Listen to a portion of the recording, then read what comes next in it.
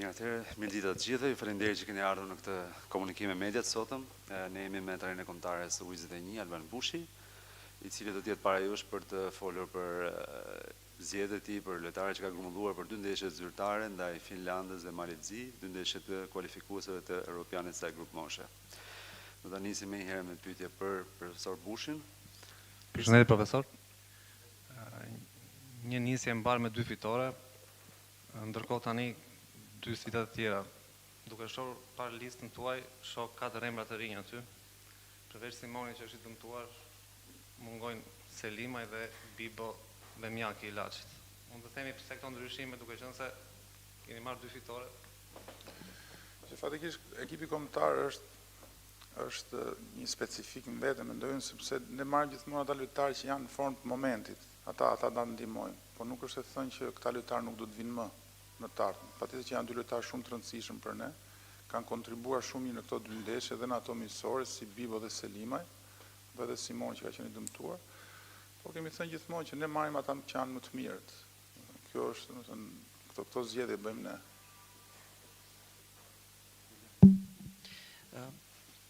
Profesor, 2 ndeshjet e para të fituara dhe kjo ndoshta sjell një lloj entuziazmi në skuadër, por mund të rrezikoj që të sjellë vetkënaqësi.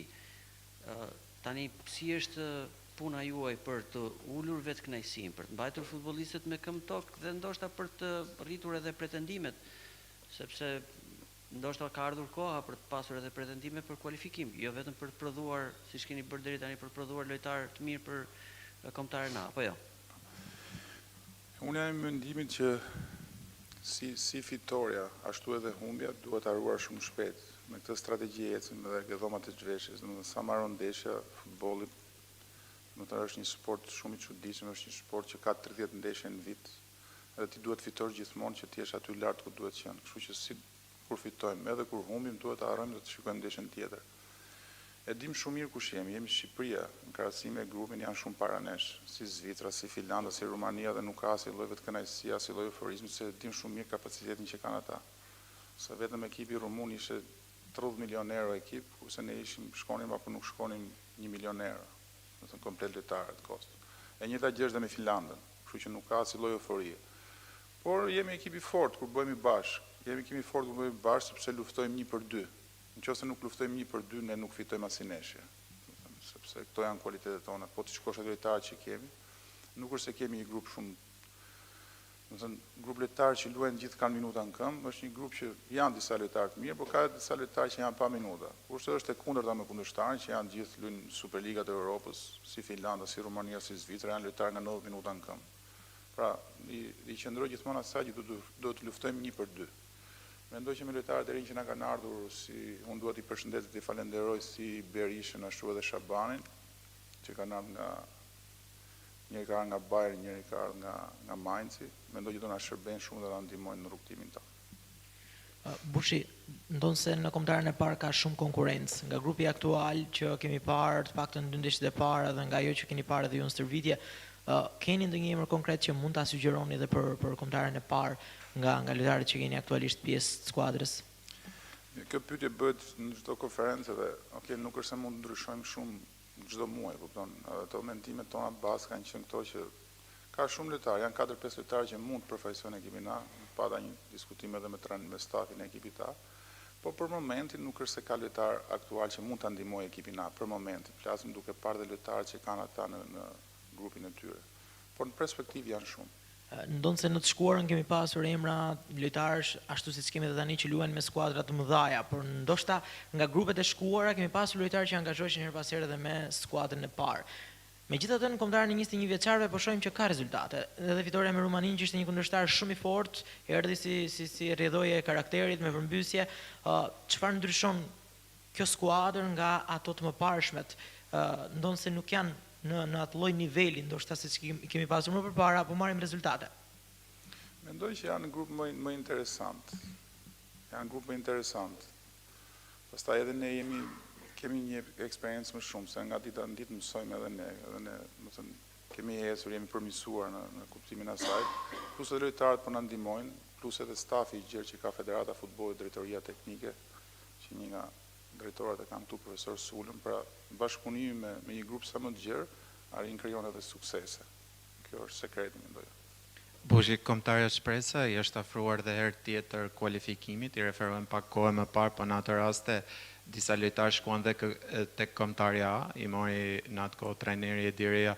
Tani nëse përsëritet një situatë e tillë, je i kënaqur duke i dërguar këto futbollistë në kombëtarin A, apo do shpresohet më shumë për një kualifikim? Kombëtarja A ka shumë futbollistë. Tani unë kam thënë para shumë vitesh që do vi një kohë që do kemi shumë edhe do ketë shumë vështirësi trajneri parë për zgjedhje, sepse do jenë gati 30-32 lojtarë në momentin tani që mund të luajnë gjithë në ekipin A. Gjithashtu edhe nga ekipi U21 mund të afrohen shumë për 1 ose 2 vite në të ardhmen. Ne na kam penalizuar gjithmonë këta lojtarë që na ka marrë ekipi A në të shkuar, domethënë kemi pas neshe specifike, për shembull si ajo Slovenisë dhe në Kosovë, 2 neshe jashtë, po të meshme ato 6 pikë ishim shumë afër kualifikimit që s'kishim lojtarë, për shembull si Muçi, si Brojnë, edhe si Kumbull, mund të them se nëse do të kishim atë ishte ndryshe, po nuk do të flas për të shkuar, flasim çfarë do bëjmë tani, po me që më bët pyetjen e lojtarëve që na kanë marrë ekipi A. Mendoj që tani nuk na merr më, sepse janë lojtarë që nuk janë gati për ekipin A, janë shumë të mirë, por nuk janë gati për momentin. Po shpresojmë që këtë edicion ta shtyjmë me këta lojtarë që kemi. Nëse do jemi afër, domethënë ai ndeshje që mund të jetë specifike për ne në të ardhmen, kemi edhe 2 alternativa nëse ekipi i parë është fushim siç është Aslani apo edhe Mitaj, që mund t'i marrin nëse do na duhet për një emergjencë që jemi afër kualifikimit. Përshëndetje, Altin Sulço, Ora News. Doja të pyet, cili është bashkëpunimi me Silvinjon, zot Bushi? Jo, bashkëpunime kemi pas gjithmonë me gjithë trajnerët e kombëtarës, domethënë me stafin A. Është bashkëpunim më i mirë se me të tjerët, kjo duhet thënë sepse është gjithkohës aty. Dhe kur është gjithkohës aty jemi dhe ne aty dhe bashkëpunojmë dhe flasim. Dhe kjo ka sjellë ato benefitet e veta, si ka ekipi A ashtu edhe ka ekipi U21. Është një bashkëpunim i mirë, na pëlqen. Te ju vetë si kaq vite trajnerë që keni te Shpresa, çka ka ndryshuar në filozofinë tuaj? Normale, pak më parë thatë gjithë jemi bërë më të mirë. Personalisht ju tani, si e shikoni ndeshjen dhe si e drejtoni ekipin?